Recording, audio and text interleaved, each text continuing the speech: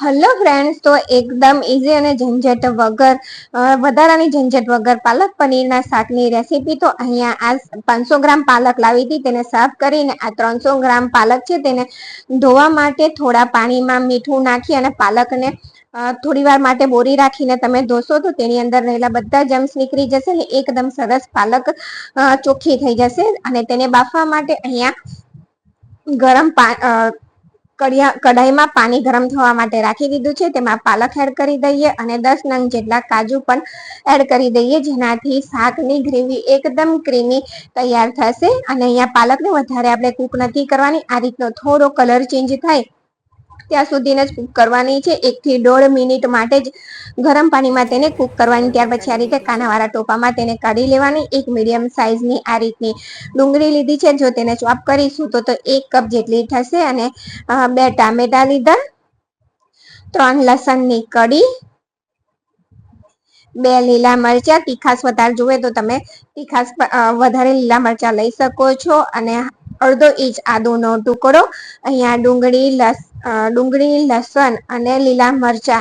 અહીંયા આપણે પાલકનું શાક બનાવીએ છીએ એટલે લીલા મરચાનો ઉપયોગ કરવાનો. અને આદુ આ ત્રણે વસ્તુને પેસ્ટ બનાવી લઈશું. અને તેને શેકવા માટે અહીંયા કઢાઈમાં 2 ટેબલ સ્પૂન જેટલું તેલ એડ કરી દીધું. અહીંયા તમે બટર પણ વાપરી શકો છો.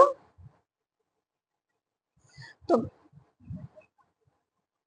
અહીંયા ડુંગળીનો કલર પણ તમે જોઈ શકો છો, શેકાતા તેનો કલર થોડો ચેન્જ થયો છે અને તેની ધારમાંથી તેલ છૂટું થવા લાગ્યું છે. ત્યારે આપણે તેની અંદર ટામેટાની પેસ્ટ જે બનાવીને તૈયાર કરી છે તેને પણ એડ કરી દેવાની. અને તેની સાથે જ અહીંયા આપણે ટામેટા એકદમ ઝડપથી કૂક થઈ જાય એટલે સ્વાદ પ્રમાણે મીઠું એડ કરી દેવાનું, જેથી ટામેટા એકદમ જલ્દી કૂક થઈ જશે.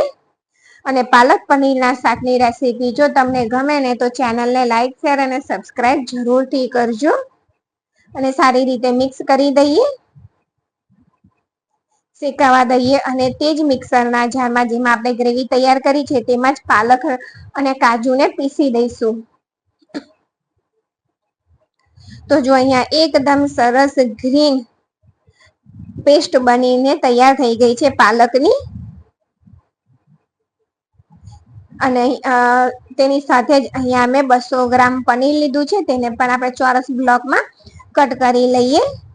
અને તેને શેકવા માટે નોનસ્ટિક પેન લઈ લેવાનું. આ રીતનું આ ઢોસાની તવી છે તે લીધી છે અને તેની અંદર આ રીતે પનીર રાખી દઈ અને તેમાં આપણે તેલ કે પછી બટર કે ઘીમાં તમે તેને શેકી શકો છો. અહીંયા આ રીતે શેકીને પનીરને જ્યારે આપણે શાકમાં એડ કરીશું ને તો તેનો ટેસ્ટ ખૂબ જ સરસ લાગતો હોય છે, કાચા પનીર કરતા શેકેલા પનીરનો ટેસ્ટ સરસ લાગે છે. અહીંયા આપણી ગ્રેવી પણ સરસ રીતે શેકાઈને તૈયાર થઈ ગઈ છે. સાઈડમાં તમે જુઓ તો તેલ નીકળવા લાગ્યું છે. અને ગ્રેવી સારી રીતે શેકવી એ જરૂરી છે. જો ડુંગળીનો કાચો ટેસ્ટ આવશે ને તો તમને જમ્યા પછી તેના ઓળકાર ઘરે આવ્યા કરશે. તેટલા માટે તમારે ગ્રેવીને સારી રીતે શેકી લેવાની. ગ્રેવી થઈ ગઈ એટલે તેની અંદર પાલકની જે પેસ્ટ બનાવીને રાખી હતી તેને એડ કરી દેવાની. અને તેને પણ આપણે 1 થી 1.5 મિનિટ જેવું શેકી લઈશું. અને તેની અંદર 1 ટેબલ સ્પૂન પાલક પનીર મસાલો જે તૈયાર આવે છે તે જ લીધો છે. પાલક પનીર મસાલો 1 ટેબલ સ્પૂન એડ કરી દેવાનો. અને અહીંયા પનીર જો તમે જોઈ શકો છો એકદમ સરસ રીતે શેકાઈ ગયા છે. અહીંયા પાલકનો કલર પણ ચેન્જ થઈ ગયો છે. તો પનીરને એડ કરી દઈએ તેની અંદર.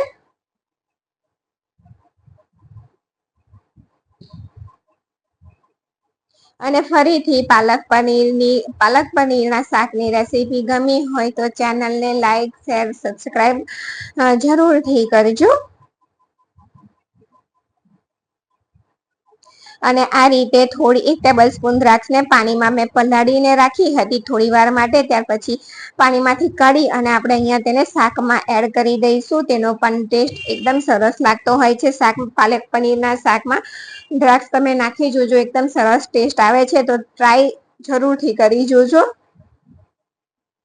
તો બધી વસ્તુ સારી રીતે મિક્સ કરી દીધી અને અહીંયા આપણું એકદમ લઝીઝ ટેસ્ટી પાલક પનીરનું શાક બનીને તૈયાર થઈ ગયું છે. અહીંયા મેં ગ્રેવી થોડી થીક રાખી છે. જો તમારે પતલી જોઈતી હોય તો થોડુંક પાણી એડ કરી દેવાનું. તો હવે શાકને આપણે સર્વ કરી દઈએ. પાલક પનીર ટેસ્ટી અને ઘરનું healthy. Thank you for watching.